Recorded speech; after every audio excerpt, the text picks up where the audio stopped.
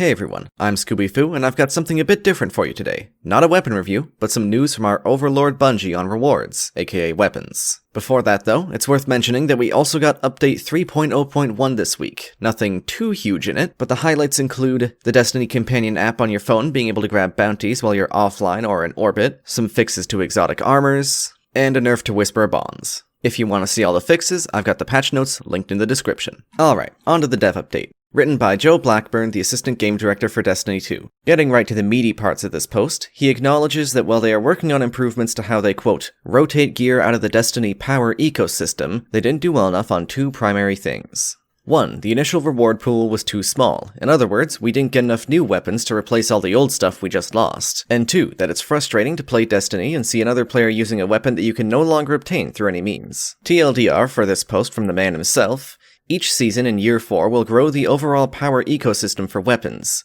With very few exceptions, all weapons you can take to the current power cap, i.e. not sunset weapons, should be earnable in-game, and future annual releases will contain more new weapons than Beyond Light or Shadowkeep. First off, he mentions a huge challenge of all the engine changes we'd been told about before Beyond Light, changes we as players have already been feeling with how lightning quick Bungie has been able to put out patches and fix things. On to some loot. In Season 13, next season, Gambit, Crucible, and Strikes will be gaining 2 new weapons each that will only be obtainable from those modes, in the same way that Crowd Pleaser, Stars and Shadow, and Xenoclast 4 only drop from their respective playlist. Not stopping there though, Nightfalls are specifically getting 3 returning weapons from D1.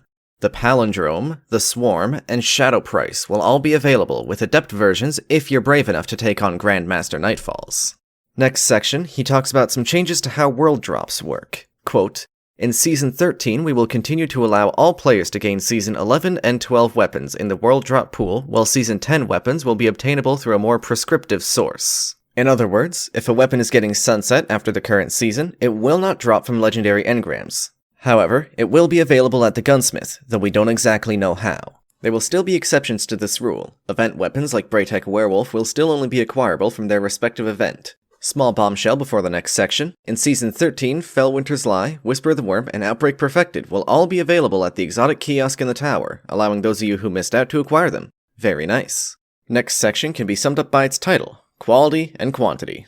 Basically, he believes that the rewards team nailed it with new perks like Reconstruction, Recombination, Chain Reaction, etc., along with what he believes is one of the best lineups of exotics in Destiny history. However, they failed to deliver an equal quantity of weapons to match the quality, so they're making a commitment to increase the number of weapons that we're getting in future expansions. To that end, they're adding more people to the rewards team so that they can deliver the same quality with higher quantity, without sacrificing the well-being of their workers.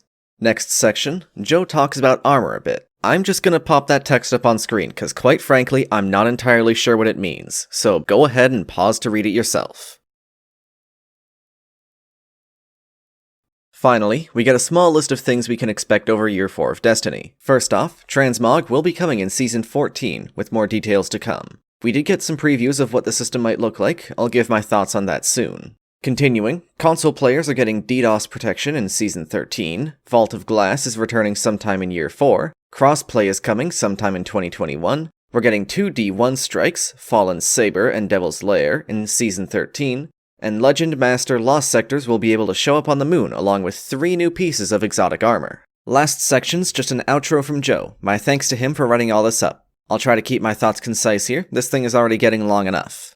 From the top, looking at the raw numbers for the amount of weapons we got, I do agree that this and the past year's offerings have been less than forsaken. Although considering the loss of extra manpower that Bungie got from splitting with Activision, I personally don't really mind the lowered offerings, though I'll always be happy to receive more weapons rather than fewer. I'm happy to see more rewards being added to the core playlists, as well as GM Nightfalls receiving Adept weapons, something I've personally thought should be a thing ever since Bungie had announced them returning to Trials. World drop changes are fine, I honestly don't have any outstanding opinions on them. However, since Bungie specifically mentioned Warmind cells, I'm curious what their plan is for them once all the 7th Seraph and Ikelos weapons have been sunset, since that will only leave us with a couple avenues to create cells. Fellwinter's Lie, Outbreak, and Whisper coming to the kiosk is a good thing. I agree with Joe that the new perks are amazing, and while as I mentioned earlier, I don't personally feel cheated on the number of weapons we got this season, I will always be happy to see more weapons rather than fewer. I legitimately have no idea what Joe's talking about with the armor designs, so I'm just gonna have to wait and see for that.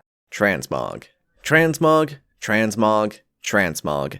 I absolutely can't wait for this system to be implemented, and with what I can tell from the screenshots we've received, it looks like it may be a system where instead of applying an ornament to a specific piece of, say, chest armor, you'll instead apply the ornament to your chest armor slot, allowing you to change what specific piece you're actually wearing without suddenly making half of your character look different. Just warlock problems. DDoS protection for consoles is nice. I've never played Destiny on one, but for those who do, there you go. I'm excited to see VoG returning. I never played Destiny 1, so all of this returning content is nearly 100% new to me. Crossplay is If they just mean crossplay between console generations, then again, I don't have much of an opinion. But if it's crossplay between consoles and PC, then I worry that Crucible games could potentially become more one-sided, since mouse and keyboard is pretty much objectively better than controller for PvP games. Before anyone gets on my back, I'm not saying that if you play controller, you're clearly a terrible player who sucks butts and should uninstall. Hell, you're probably better at PvP than I am. Just don't pretend that the two are one-to-one equal. Anyways, strikes. Happy to see 2 strikes coming back from D1. Technically they're not new, but again, D2 baby here, so they're new to me. Master and Legend lost sectors on the moon are a scary concept. The moon has some of the largest lost sectors we've seen, so that could end up being fun. But that's it for the dev update and my thoughts on it. Thank you for watching. Make sure to like and sub to be alerted to when I upload again. For now though, I'm Scooby Foo, and I will see you all later.